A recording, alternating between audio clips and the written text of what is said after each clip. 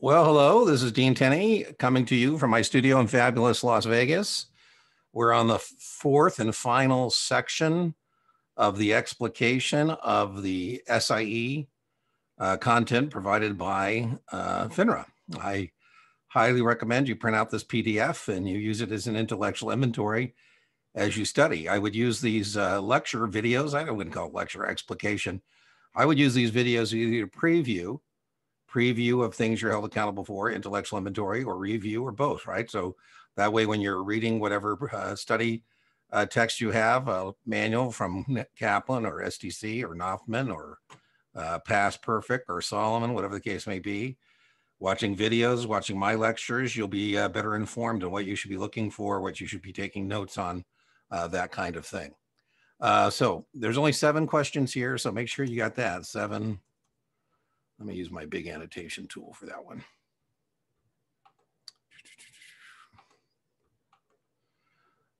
This isn't as big as the other weighting area, so make sure you pay attention to the weighting. So 7 questions in this category on your SIE. SRO and qualification requirements. So SRO means self-regulatory organization.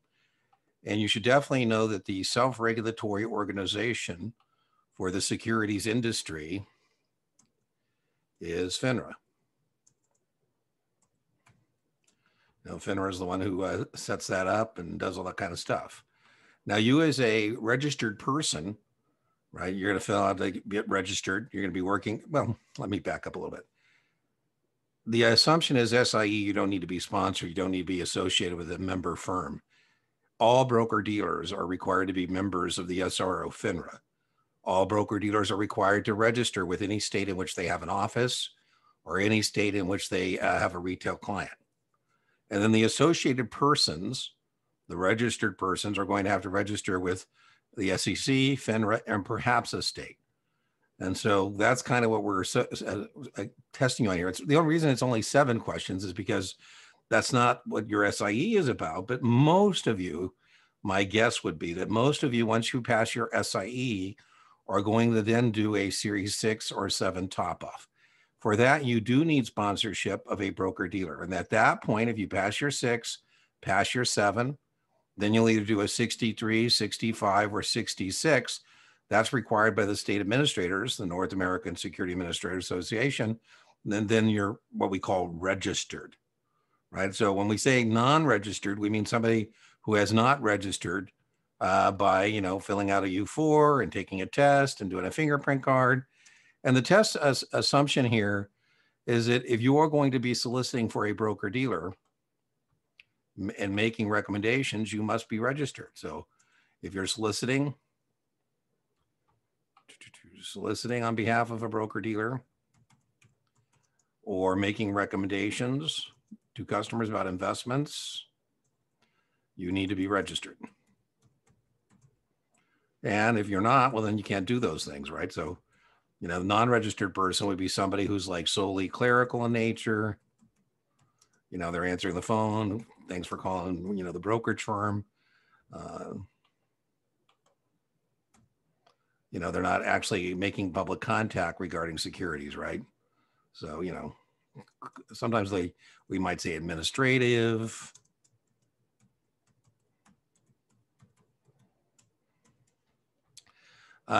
The permitted activities of non-registered persons. What we said, if you are registered, you can solicit on behalf of the broker dealer. You can make recommendations on behalf of the broker dealer. The broker dealer is either going to make money through commissions, markups, or markdowns, depending on whether that broker dealer is acting in its broker agency capacity or its dealer principal capacity.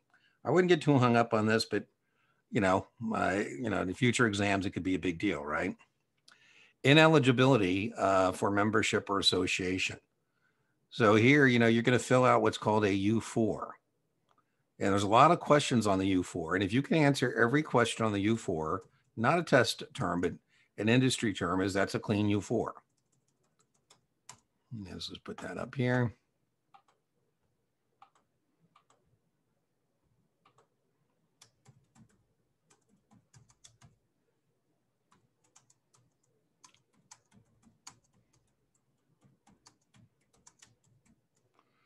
No, not a test term, but an industry term, a dirty U4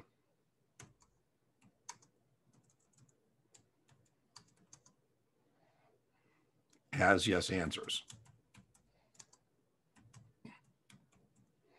All right, one guy said he didn't read it. He checked every box yes. And compliance called him and said, have you checked all these things that you have said yes to? You know, so yeah. Let's talk about some of the U4 answers. Let's just go down here to do that. That would be reasons for what we call disqualification by statute. You know, most yes answers you explain, and if you can explain why it's a yes answer, perhaps they still let you in the business. But these would be yes answers that would, at most firms, conclude the interview. And this is test. We're looking at 7 test questions here on your SIE, and this is certainly one of them. So conviction of a felony within the last 10 years.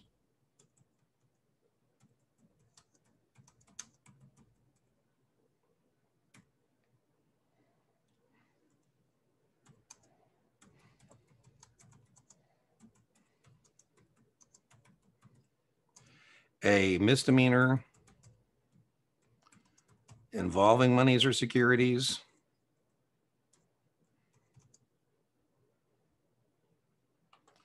I say, you know, what were you doing before you came to work at the broker-dealer? You say, Dean, I was a teller at a bank and kept coming up short in the till. I was convicted of misdemeanor embezzlement. I said, what do you want to do for us? You say, I want to work in the cashiering department. Probably not. Misdemeanor involving monies or securities.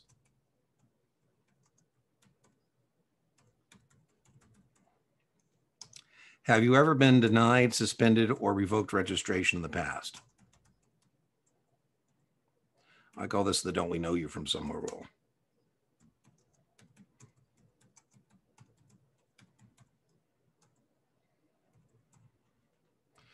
You know, I have a friend, let's be very clear, he didn't steal anything, but he didn't catch the guy who did.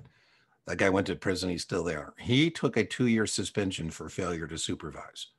So on his U4, he's going to have to check this yes, and it's very unlikely that he's going to be able to get registered. Now, good news, we with heightened supervision, we're able to get them, but you know, they don't have to work with us. The, you know, SRO could just say, if, you know, that's a reason for disqualification by statute, and therefore we're not letting him into the securities industry. All these other ones are things you explain, but if they deny you registration, they being the SRO or the SEC or the state administrator, they would have to do that. There's going to be a background check. All U4s are accompanied with a fingerprint card. Now, in some situations, you might fill out a U4 and not have to take a test, but under no circumstance would you not have that U4 not have a fingerprint card. I just brought up all the reasons for statutory disqualification. And we said, if you fail to register a person, you're going to have a problem. We also have the state administrator. So that's called NASAA.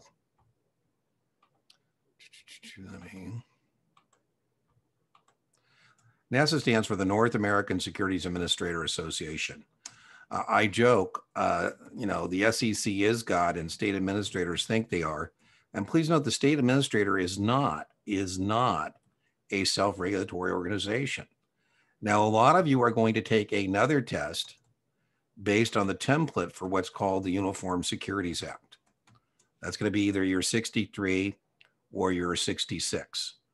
And so you have a future ahead of you that involves taking more tests. I know you're not surprised, but there's a reason every time you leave a state, it says entering a new state, because every state could be different. Now, if we didn't have the template called the Uniform Securities Act, my God, you would have to take, 50 different versions of a test. And so these are called blue sky laws that vary state to state. Big picture, if a broker dealer has an office in the state or a retail client in the state, the broker dealer has to register with the state. You, if you take your 6 or 7, then take your 63 or 66, if you have a retail client in the state, you would have to be registered with that state as well. You can't be, as an associated person, 6 or 7, be registered with the state if your broker dealer is not. So I hope you remember me telling you this is no big deal. No big deal. The firm is going to have its own plan about how it's going to make sure its reps are adequately trained, but there is a regulatory element that you're going to have to complete within 120 days. This is very testable, of your 2nd year anniversary. And then you're going to do that every 3 years thereafter.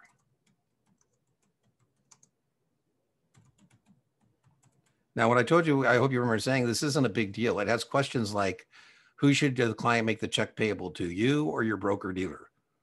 And if you say you still don't miss it. It says, no, check should be made payable to broker dealer. Please reattempt. The only thing that can happen is you can run out of time. So I hope you remember me telling you that, that now if you don't get it done, then you can't, earn commissions, right? Employee conduct, U5. By the way, both the U5 and the U4, any amendments. So that means anything that was a no answer that becomes a yes answer, that needs to be done within, 30 days. So amendments to a U4 or U5 must be completed, must be done within 30 days of that answering changing. Now, I think of, it's not testable, but I think of the U4 as hello, welcome to the securities industry. And I think of U5 as goodbye. It's not going to be good if your manager starts talking about your U5. That's how we disassociate you from a broker dealer.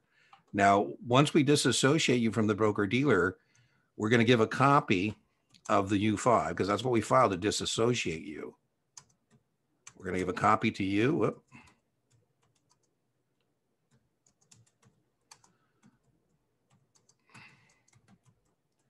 To the terminated rep. So that we're on the same page about what your disassociation was.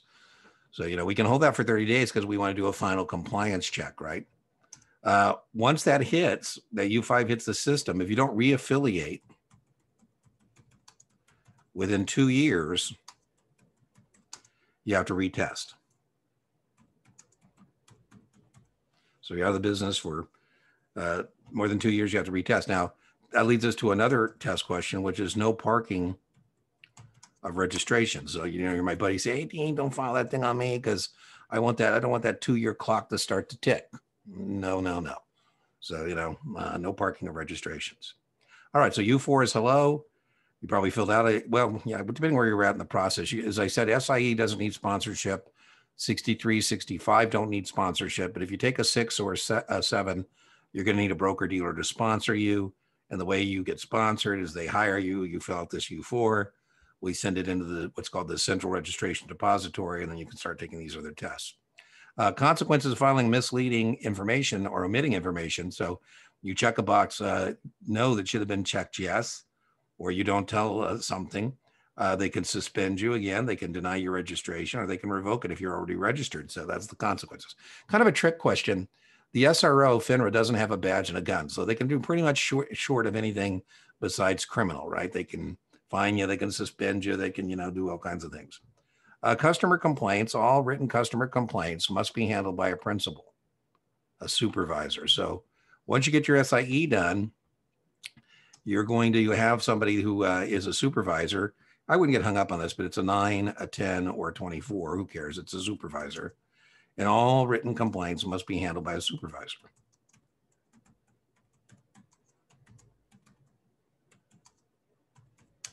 What that means in English is you can't handle your own complaints. We have to file our complaints quarterly to FINRA.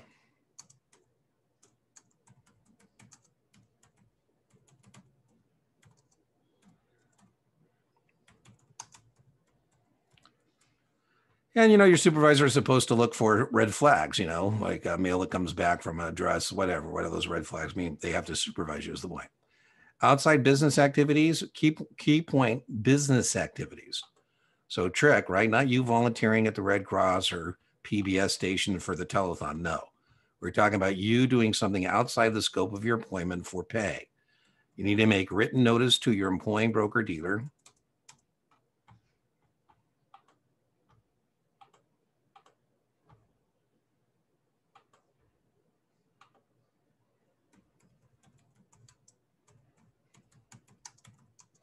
And they can restrict that activity if there's an adverse interest. They can say, we don't want you doing that. So written notice to point, don't get hung up on this. Written notice amounts to permission because when you make the written notice, they're either going to say yes or they're going to say no. Private securities transactions, what does that mean? That means you want to sell or get people involved in an investment not sponsored by your employing broker dealer. You know, every broker dealer has an approved product list, all the things we can get people involved in. And if it's not on the approved product list, then you're not supposed to get people involved in it. So, you know, they'll say on the test, an associated person sells an investment not sponsored by his employer without permission. You know, Merrill's a good firm. They just got a lot of brokers. And so this Merrill broker decided to build a health club. He made himself the general partner. He made his Merrill clients the limited partners. They provided the money. He provided the experience. At the end, they've had the experience and he's absconded with the money. I'm joking. But, you know, when this thing went south, it went, you know, under, those customers thought they were in a Merrill Lynch sponsored investment and they were not. Now, what he was supposed to do is ask Merrill Lynch for permission to get his Merrill clients involved in this investment. Not likely, but if they said yes, they would have written every one of these customers saying, hey, don't come whining to us if you don't, if you lose your money. Now, that is a prohibited practice, and this is a test term, so make sure you got this test term down. So I just gave you the test question. An associated person sells an investment not sponsored by his employing firm without permission. This is a prohibited practice and is known as, and you got to come up with selling away. Selling away. Now, political contributions, the Municipal Securities Rulemaking Board, the MSRB, has what's called General Rule Number 37, G-37. Who cares? Don't you need to know the rule number? But, you know, if we're involved in public finance as broker dealers, you know, G-37 says that the most I can give to an elected official I can vote for is $250. And that's per election cycle. And I have to be able to vote for that politician. So AP means associate person, has to be able to vote for that, whoever that person is. And, you know, we break that rule, then our firm is not going to be able to do any negotiated transactions with that firm. Gift or gratuities, guaranteed test question. You know, I highly recommend as a baby broker. That's a term of endearment. That is not a derogatory term. But, you know, when you get your 6 or 7, if you came to work for me and I was your supervisor, I'd say, why don't you take a look at our approved product list, all the various things we can get people involved in. You know, maybe we have the Franklin funds on there. You know, I started my career as a retail broker, and I sold a lot of the Franklin tax-free funds, for example. And I feel very blessed that there's a wholesaler, that's a person who works at that fund, whose job it is to go get selling agreements with broker dealers and help baby brokers like you and other brokers sell their product. You know, and my guy was named Steve, you know, and God bless him, right? Taught me how to teach this stuff or how to sell the stuff. He said, Dean, why don't you invite your prospects and clients to a seminar this evening? I'll come talk to them about professional management, diversification, ease of ownership. I'll pay for the dinner and the drinks. Wow, wonderful. You know, so that's a normal deductible business activity. So the gift or gratuity rule does not apply to a normal deductible business activity. Yeah, so we're talking about the gift or gratuity rule. Let me put that in there.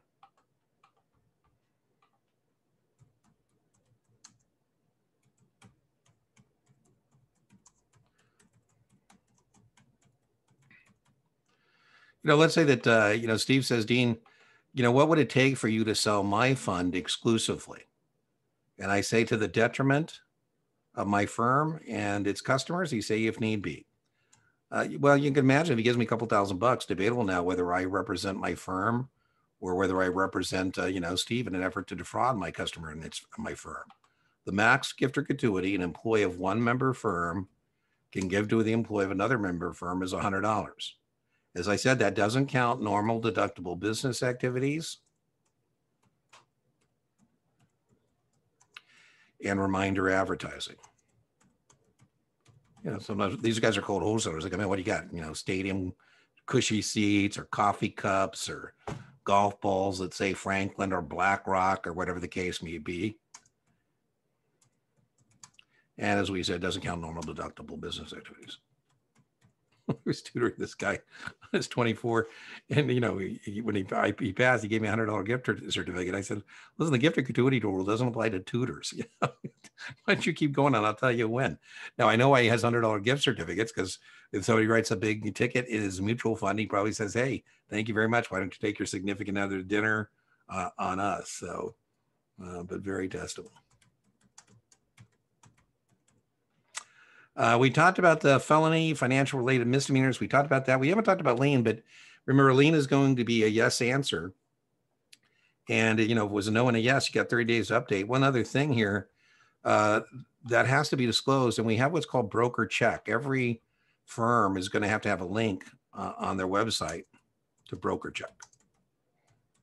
You might want to try this. You plug in, Dean Tenney will tell you what I was registered and what my registrations were. I'm no longer active in the business. I'm retired, but you can plug somebody's name in there, a broker, and they'll tell you what happened. And the liens would be disclosed. So if you, again, clean would mean there's no thing there about Dean being, a crook or rogue broker or legal settlements. Dirty, again, not testable, but that would be the term if you hit a broker check and then you see that they've had some kind of an issue. And the lien, it would be on there in a bankruptcy. May or may not be there, but liens certainly need to be disclosed on the U4, and then that would be reported to the CRD, and it might show up on broker check as well.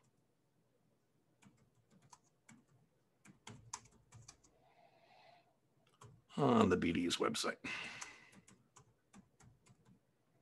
Whoop. Okay, well, I hope you have found these explications to be helpful.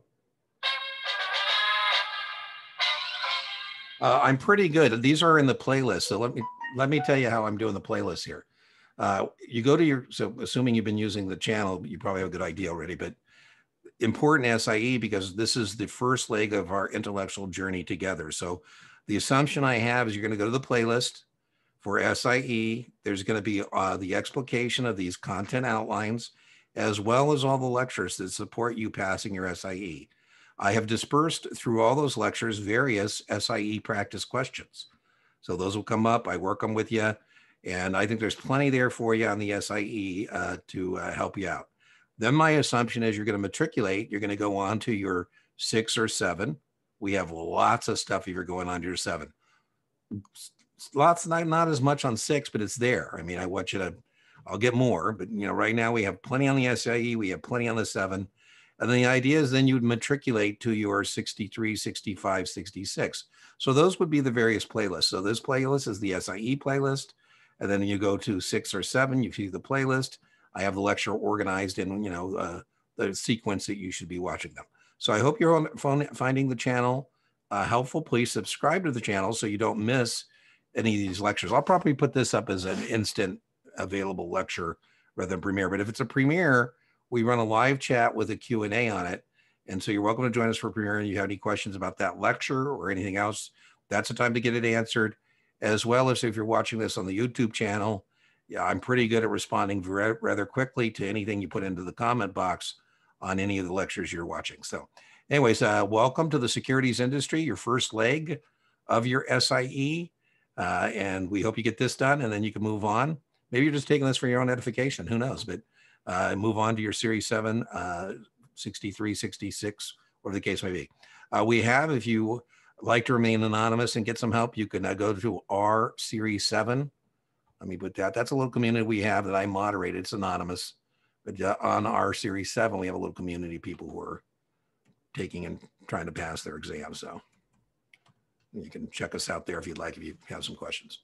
Okay, like I say, share, subscribe, tell everybody about it, and keep us posted on your success.